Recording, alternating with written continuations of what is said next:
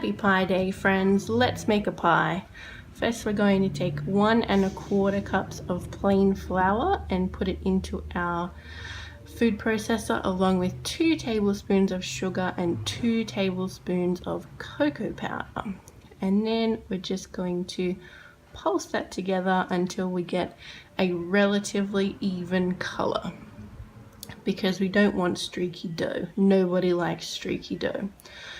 So once that's kind of all combined reasonably well, we're going to take the lid back off and we're going to take 125 grams of butter. This is salted butter, so I didn't add any salt into the dough. And then we're going to pulse that together until it's all evenly combined. You don't want chunks of butter in your dough either. And then we will go ahead and take some water.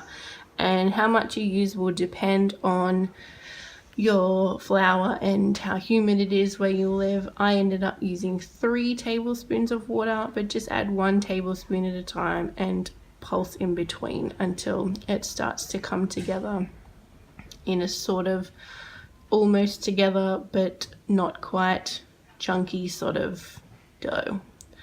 So yeah, you want it to sort of come together but not make a whole ball, just like this, because we're not rolling. I'm not about that life. We're not going to roll. So this is perfect.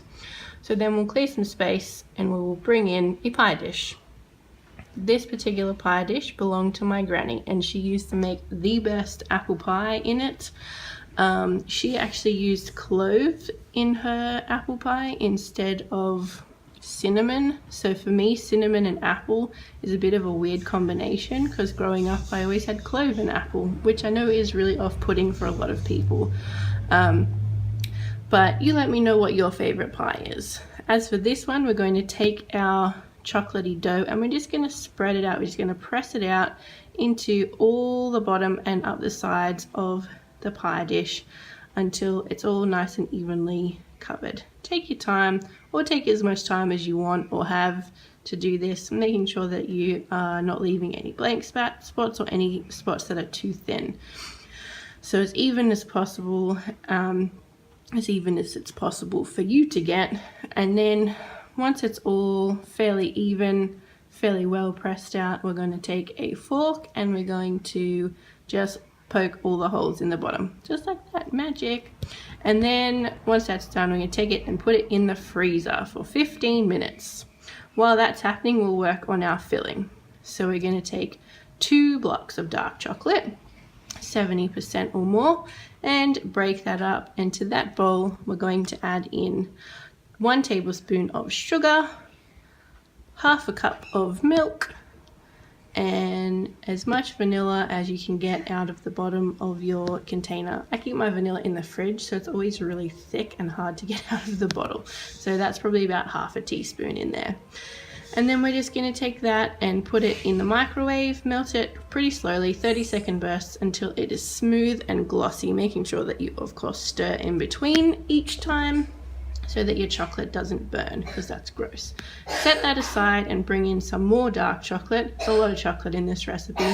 Melt that in the microwave. Doesn't need to be tempered because this is going to make the topper. We're going to put that into a Ziploc bag, and you don't want your topper to be too hard, otherwise you won't be able to cut through it. So if it's not tempered, then it will be probably a bit easier to cut through. So into the Ziploc bag we go with that dark chocolate.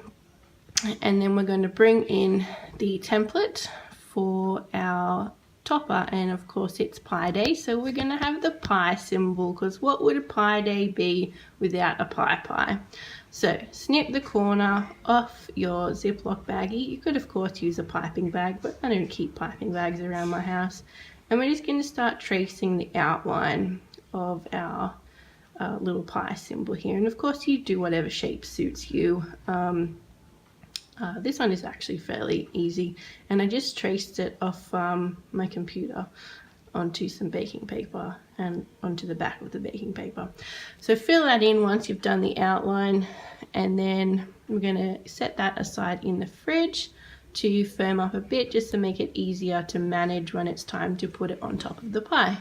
So pie crust out of the freezer into a 200°C oven for about 11 minutes and then set it aside to cool.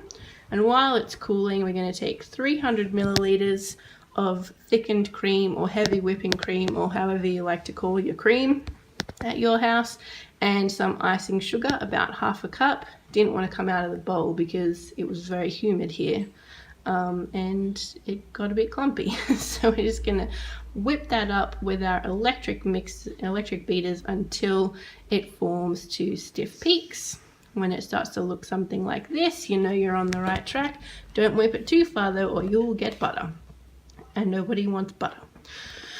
So then we're going to bring back in our chocolate ganache here that we made earlier, that's cooled down nicely now, and we're going to take 2-ish sort of scoops of our whipped cream, and we're going to start to fold that through because we want that to be nice and light, or lightened up a bit before we add it into the rest of the cream. We want to keep as much air as possible in here because we just went to all that effort of whipping the cream, so we want to make sure that we use that. How cool does that look when you go backwards? Okay, so folding it in nicely, scrape the bottom and go slow, guys. This is on fast forward ×4. You don't want to go this fast. Go slow. Scrape the bottom so that you don't get any streaks, and once that's all nicely mixed through, take your big bowl of whipped cream there, and you want to add this mixture into there and scrape it all in, and we're just going to repeat that same process again. So folding, making sure that we're scraping the bottom so we don't end up with a streaky mixture or any clumps of whipped cream.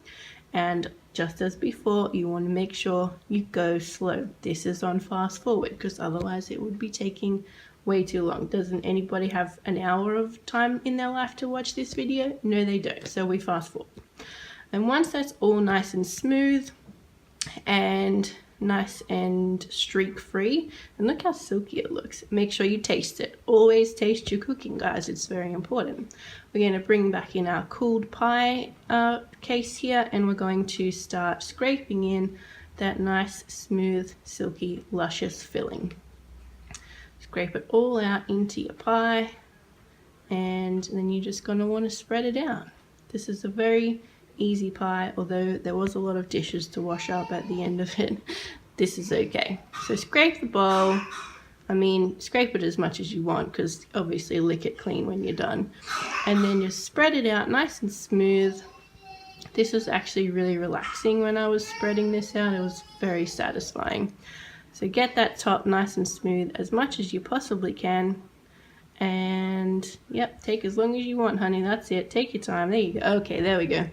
And then you're going to bring back in your pie symbol or whatever topper you're using. Place it on the top, and she's done. And that is how we make a chocolate pie, guys. Thanks so much for watching, and I will see you guys in the next video. Bye.